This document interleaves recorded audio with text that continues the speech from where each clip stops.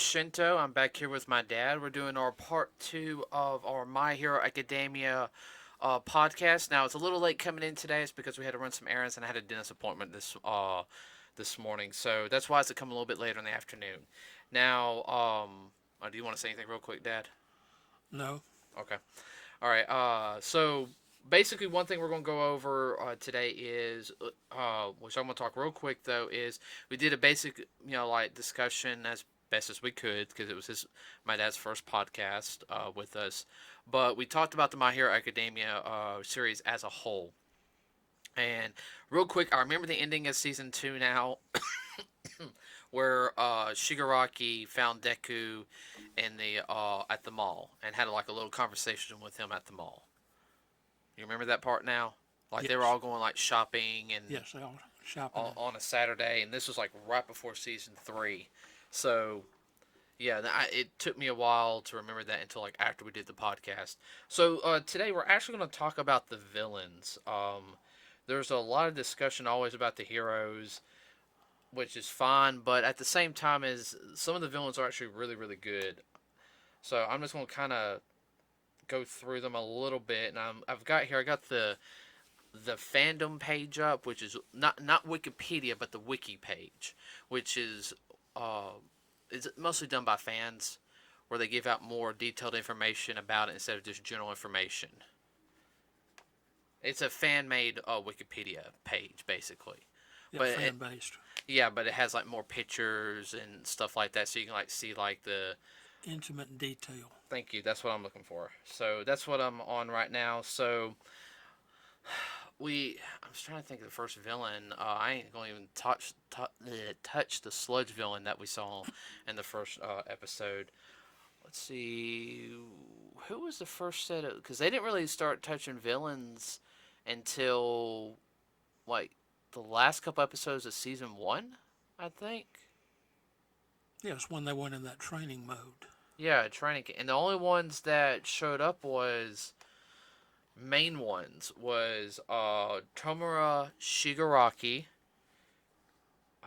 Let's see, not they had him because they had a bunch of minor ones, and they were only in it like for those couple episodes.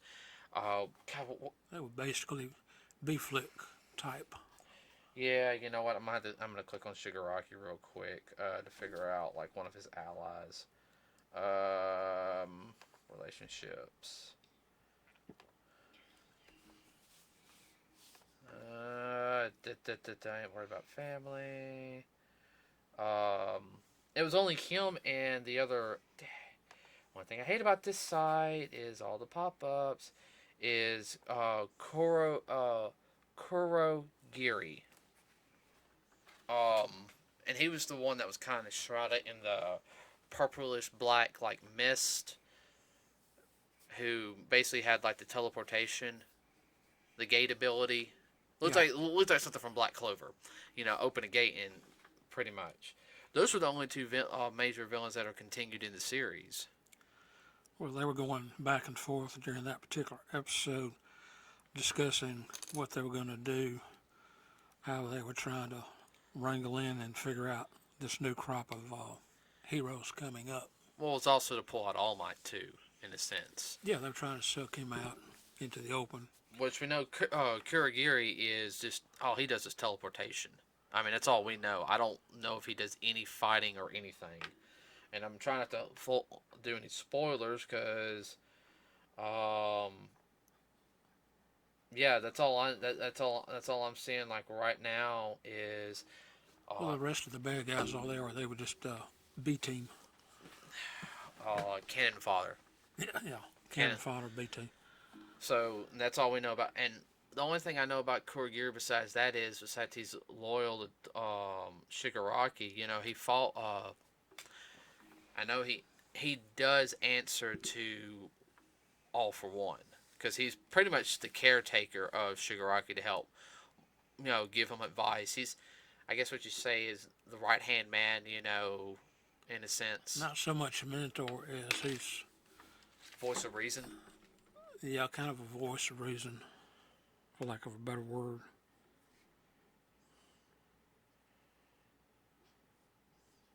right. So, and then I guess we can. I'd rather talk about some of the other villains before we talk about Shigaraki. Just due to the fact that Shigaraki is pretty much like one of the main villains, and I'm not going to touch the movie villains. Okay. Now, first one, of course, that we saw was Stain. And now I'm not including the Nomu because those were pretty much. It was already stated that the Nomu was a modified human. That he was, remember, Oh yeah. he was genetically modified into the Nomu, probably against his will. Only followed orders up to a slight sense, was super strong, and there's dozens of different Nomus that have been created. So we're not going to touch them. So first one will be, and we talked about last one was Stain, and he had a pretty twisted sense of what society should be. Do you remember? No, I don't. To be honest. Okay, all right. And for some people who don't know, is my dad was a deputy sheriff for over 30 years. So, and he actually has a degree in psychology. So, some of the times he'll talk, he can actually break down the basic psychological parts of somebody. I guess is the best way to explain it. So, Stain, his quirk allowed him to freeze anybody, but he had to ingest their blood. And depending on their blood type, depends on how long they got frozen. And he would use that to his advantage. But from what I can tell is probably got picked on in school because of his ability, which, bullies bite, and went to villainy. But he thought and he also didn't like the way Hero Society became. It became very much He felt himself as an outcast. He felt themselves, but he also felt that the heroes became very vain in the sense that they care more about their popularity than actually doing. Yeah, it's all about them and not about society. And he wanted only true heroes, heroes that would sacrifice themselves for a worthy cause. Who they would do the right thing and not, they're not doing it for the glory. They're doing it just to help people. That's who he thought was a true hero was, and he wanted to, in his own twisted way, he wanted to bring in that age of heroes that were selfless. Even it meant by murdering other heroes, which from what we saw, he seemed to be very strong. I mean, he master of hand-to-hand combat, blades, could very much think on his feet. I guess what you would call a somewhat military tactician. I mean, he could devise a situation and figure out a way, like within a split second or 2 or 3 seconds. Well, he was pretty much in survival mode 24/7. Right. I mean, he's the one that actually heard Ida's older brother, Toya, the previous Ingenium.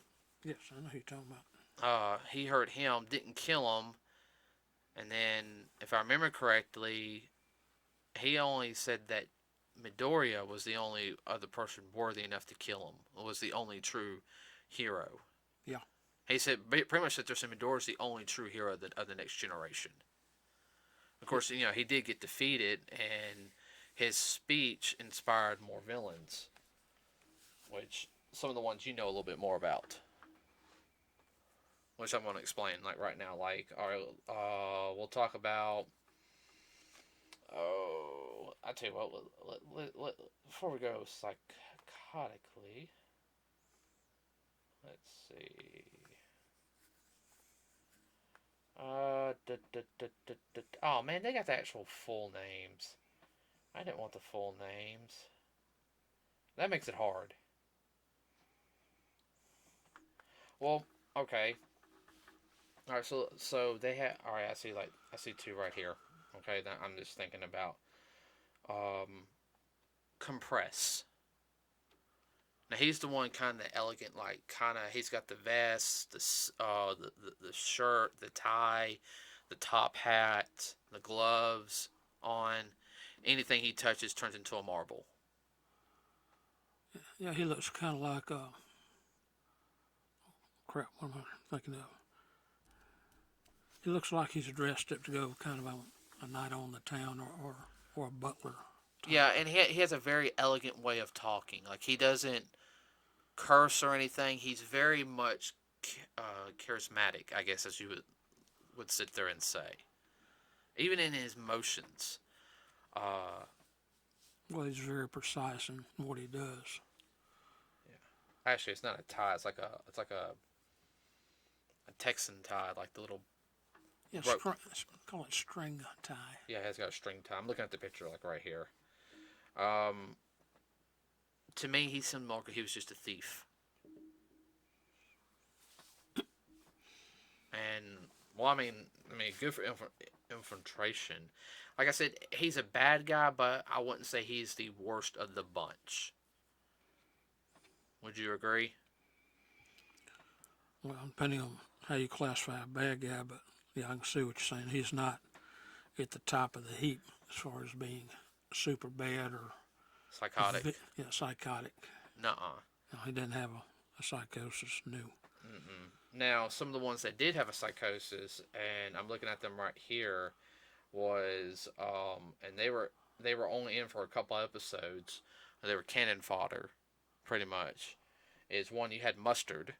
Yeah. And he's the one that he wore the mask, but he sprayed the gas around in the training camp to try to knock everybody out, and he used a gun. Yeah, you're talking about. Yeah, I know who you're talking about. He's the type he enjoyed inflicting pain and hurting. Well, that and the fact, psychosis. right? Because he did. He enjoyed seeing people suffer and suffocate. Then you had Moonfish, who that was where his teeth he was wrapped up his teeth. You know, he walked on his teeth and everything. They kind of blades came out. He was just, I want flesh. I want flesh. I mean, he was pretty much gone. I said we're vaguely touching. We'll do like a very much more of a detailed. Magna, I think that was the name. That was the one had the magnet ability. Was wanted for a couple of different murders. Basically had the giant piece of metal, can turn it to one set, look at somebody, make them like the positive, have it come in and smack them on the head with it. Well, quick reference, going back to X-Men here in the U.S., be very much Magneto type. Yeah, very much Magneto type. Of course, didn't help them out at the end of... No. At the beginning of season 4. Spoiler alert. Yeah. Let's just say that fight did not end very well. Well, not for him. Yeah, him. Yeah. Let's see. Muscular. That was the one that had the muscle quirk that killed the little boy Koda's, like his parents. Yes. And I'm trying to think what type of, besides being super strong, he enjoyed killing. I mean, a lot of them enjoyed killing, but he enjoyed hearing their... And we enjoyed inflicting pain and hearing them suffer. Yeah, a lot of them seem to have the same psychosis problem. Yeah, they seem to get their cookies off on that. And I'm trying to get... I want your opinion on them, too, at the same time. I mean, we still got time right now. Oh, yeah. So, like I said, if you have an opinion on one... The one out of the current group... I'm trying to find them. You got to be kidding me.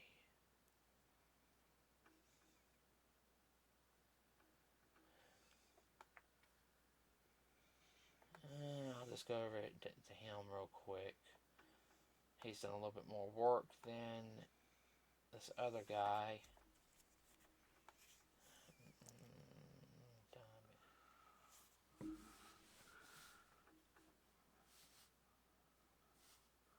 For those of you who don't know, Kidding Me, that's just a comic relief. What? That's just a comic relief. What is? Kidding Me. Ha ha ha ha. I can't find him. That's like really. I'm even looking at the whole thing. So there's one villain I know he wants Stain's ideology. Like and I'd say the three that really liked Stain's ideology was, um, Dobby, uh, Toya, and I can't remember the lizard god's name. And that's bugging the crud out of me. And Twice, also Gene, as well. Oh, what his real name is. I really wish they'd give out their real names. I mean their hero names or something. I'm trying to find. I can't find a picture or anything. But the lizard guy, I've only seen him in like a couple of things, and that's it. Like he hasn't done much, so I can't. His name is Suchi Ikashu. I mean, he hasn't really fought that much. He hasn't got enough screen time, so all I can figure out he's just a fanatic following Stain's ideology. Uh, Well, he comes in and takes his assignment, and he's gone before you know. yeah. Uh, yeah, his quirk is called Gecko, so yeah, I guess he has the ability of a gecko. So I mean that's camouflage, and I mean his outfit looks like Stains. I mean, uh, so all right, getting into I guess I should say the top, some of the other top ones before is Twice, the one who can create a clone. Now, he's had a lot of screen time. To me, and I know a lot of people make this reference about him having a little bit of the Deadpool personality. Meaning, the fact is, he actually does like two different dialogues. Like he'll talk like real serious and talk goofy. Well, it's almost like he has a split personality, like Oh, he has two personalities. yeah, and there has to be something behind that. I mean, he's very much. He seems very capable. At the same time, he's very much hard on himself. He's he's evil. But don't get me wrong, but you can sit there and tell he cares about that little group. Well, That it comes across to me like he's an individual who's maybe an only child or was raised by himself and whatnot, so he did a lot of talking to himself and whatnot. Didn't have anybody else that understood what he was saying, so he talks to himself and probably answers himself. well, you notice anytime he makes any clones, they get hit too hard, they turn to mush. But he's very careful about not having himself get hit. Oh yeah. So there has to be something behind that. I mean, do you think maybe that and no, I have not read the manga or anything, anybody, so I don't know this. I don't want to see spoilers in the comments. I will delete spoilers. I'm not going to put up with that. Well, it might be that he has. I'm trying to remember the word. Could he have a phobia that Yeah, he could have a phobia. if he gets hit, he'll turn to mush as well? Well, he'll turn to mush, or else he'll be the one to turn to mush, and then his clone will now be the real him. Right. So, I But mean, but not the same as him. right, He's afraid he's going to lose himself in his clone. right. No, no, I see what you mean. Because I mean, he very much comes across as a go getter. Especially in season 4, he wanted to take responsibility. Thinking something happened that was his fault, which technically it wasn't because he wouldn't have known.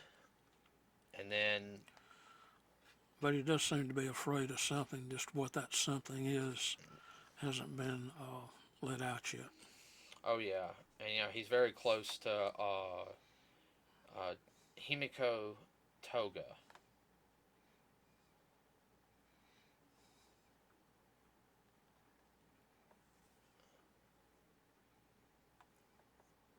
Which she's she's everyone's favorite. Oh, dang, cuckoo girl. Yeah, it's a DC reference going back. She would be the Japanese version of Harley Quinn. She's very psychotic. No, what? Ugh. Okay, ads get on my nerves, especially when you can't close them.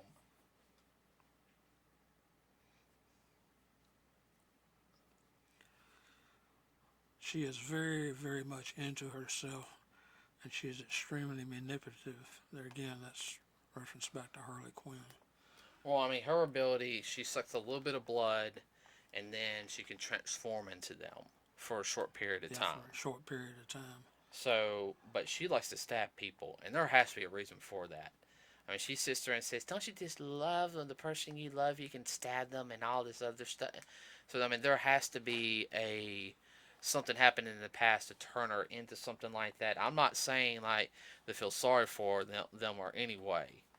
Okay, when I mean like there had to be something that turned them into that. It's not for sympathy. It's to better understand what made them the way they are today. Right. We're not talking about physically, we're talking about mentally and psychologically. Yeah, and learning about that psychologically, from my understanding, and I don't have the psych major like you do, okay, is to not necessarily to be able to, but like to stop them. You're not going to feel sorry for what they did, but at the same time, if you could help them, well, this may be a route you can do. Helping them and feeling sorry for them is two different things. Oh, yeah. Oh, I feel sorry for them. All right, you might feel sorry for them, but that does not mean you condone what they've done. Like, she's like straight up like bat crazy. I mean, a girl like that would freak me out. Well, she's very much a narcissist. Of course, most of the villains are. Yeah. Some more so than others. And she's very, I guess. She cares about the group to an extent, but only as much as it will help her. It seems like the only person she really somewhat has a connection towards is Twice.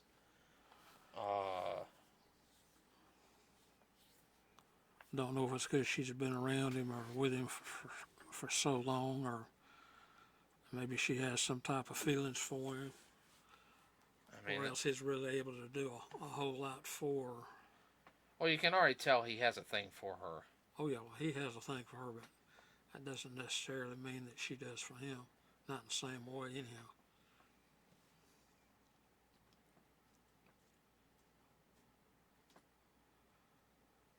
But she does kind of come across it. She kind of mothers him a little bit and babies him.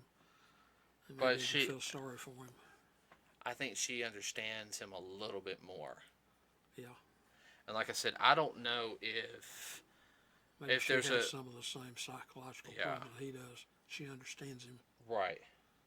And everybody, just to keep in mind that, yes, Twice is technically in early 30s, and technically she is 16 in it. But you also got to think of this. The culture in Japan is totally different than ours, which that is actually acceptable over there. Over here, it wouldn't be. But it actually, believe it or not, is. Oh, I know it is. Over there. And depending on the European group that you encountered, in some cultures, it's still accepted. Right. Let's see. I got a couple more minutes. Dobby, we don't know much about. Not yet. And we know he has a fire ability, a blue fire. Now, from what we can already speculate, the purple scars are burn marks. And from seeing from one of his clones, when Twice made a clone of him, if he uses his fire too much, it could kill him. Because when he used it at full blast, trying to stop Eraserhead, it just went to mush, remember? Oh, yeah. So... And people that don't know, I would encourage them to look it up. But when you see a blue flame versus a yellow or red flame, it's actually hotter. Oh, yeah. No, it's, would it be more hydrogen in it? Don't know off the top of my head, but I do know it's a hotter flame. And that can be part of the reason why, like you say, with the purple scarring on, you wind up some backflash on him. Mm-hmm. Well...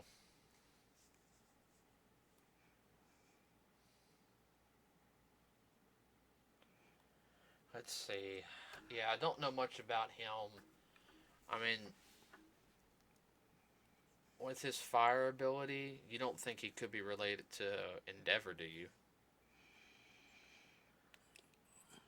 Well, he might be the same type, but Okay. whether or not it's related, I don't think so because it's a blue instead of a yellow orange flame. Yeah, but blue. I think Endeavor went blue once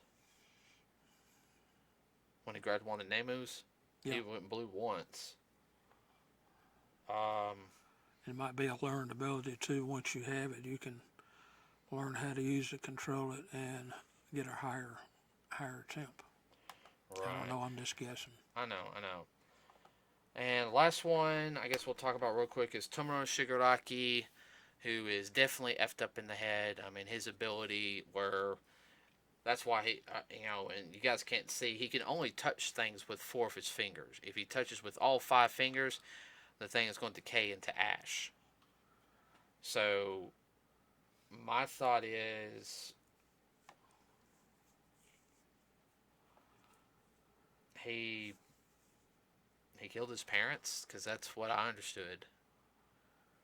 You know, And that's what it came across to me, accidentally or on purpose. I don't know. probably accidentally. Then Yeah, all for one came around and did his little I'm here for you blah blah blah blah blah. Which he is definitely the most psychotic of the group. Like he hates All Might. He hates everything on society. He adores All for One. Um, he does listen to his subordinates. And I could sit there and tell him this at the end of this other season, because at the beginning he was very much childlike, and now he's starting to mature. mature a little bit. He's listening to his uh, subordinates a little bit more. Uh, let's see, I guess trust them in some ways, but if they're going to get in his way, he's not going to be afraid to dispose of them. Well, it's not so much trust. He listens to their opinion and whatnot because they may know something that he doesn't. He realizes that he doesn't know everything. They might have some intel that he needs, or they're able to get and receive intel that he's not at the time. Right. Now, the biggest thing that I can see from, He's becoming more of a leader. yeah, I don't know what's going to happen with him in the future, and what's it going to be like for him. Slight spoiler, everybody. If you haven't seen it, you got to watch around episode 50 of the series, around season 3. It's the fight between All for One and All Might. But, we found out that he's the grandson of All Might's master. Yeah. So, what does he know that all What's the connection? one said, does he know, is it just All for One that knows and All Might now, or does Shigaraki know that his grandmother fought All for One? Well, it might not matter. I'm just saying, because I'm not saying it's going to help with this psychological aspect. Well, that's the reason why I say, it might not matter, so she did, who cares? He seems very cold-hearted, very Yeah, as the old saying goes, cold stone heart. yeah, he don't really care about anybody except All for One. Yeah. That's because All for One is so powerful and whatnot. He looks up to him. Everybody else he kind of looks down on there to be used. Yeah. So. There again, that's that narcissist coming out. Oh yeah, no, he's definitely me. a narcissist. No, All no. about me. Oh, definitely.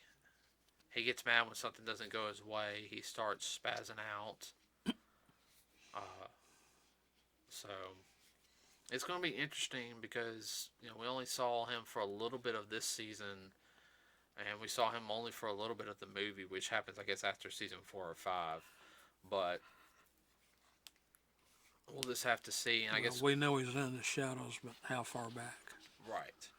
So, okay, everyone, that's gonna end it for this one. The next one will be up on Friday at 10 a.m. I'm sorry that this one was a little bit late. The next one we'll be talking about the My Hero Academia movie, Heroes Rising. That is the official name. I went and checked that. Two Heroes is the first movie. Heroes Rising is the second movie. Ow, I heard that, by the way. Careful on hitting it. Uh, but if you haven't seen the movie yet, everybody, and you can, go see it. It is a really, really good movie. If not, have to wait for DVD Blu-ray. Make sure you get it then. So we'll have a full review. Do you want to tell them about where the movie comes in? I guess after like season 4, I think around season 5. I mean, 4 and 5. No, not even between 4 and 5. There's some things that haven't happened yet. That from what I was told. So I don't know yet. And I'm being honest with you. So there's some spoilers in the movie, but they're not that bad. No, they're not that bad a set of spoilers, and we'll try to avoid those spoilers as much as we can. But I will sit there and say this: that yes, there's some new villains that are introduced, specifically for the movie. The only spoiler I would sit there and say was that this movie was the original way the series was supposed to end. That's how he originally envisioned how the series was supposed to end, was a fight like that. But it isn't. Okay, this is not the tail end of the series or anything, because if it was, then that would have been a giant middle finger to everybody due to the fact is that Shigaraki's still around and he's not defeated. So that's the only spoiler I'm gonna sit there and say. So we know the fact is that it's not the end of the series. Now they did sit there and say this was the last movie of My Hero Academia. So that kind of makes me wonder: are they gonna do like and I'm using it like a spin-off series? Because you had Dragon Ball, then you had Dragon Ball Z, you had Naruto, Naruto Shippuden. Right, well, it'll no longer be academia; it'll be past academia. Yeah, I know, but they're just starting second year in the manga, from what I was told. Yeah. So they still gotta go third year, and then unless third year's of the big battle arc. Well, there's so many different ways. I mean, the movie leads up to when I was a child. We used to call them cliffhangers. Right. Wait till next week and see what's going to happen. So that will be on Friday, everybody. Thank you for listening in again. Probably most likely next week I'll have Dad on again, and then hopefully the week after, I'm hoping I'll have Jackal back. Me and him will try to work out where we can do some podcasts via Skype, and I can record it, or he can record and I can get the recording. So we'll figure that out. So if not, we'll figure out whatever topic for next week. Right. So, but Friday be the My Hero Academia 2 Heroes review. Everybody, that is it for everybody. We are out.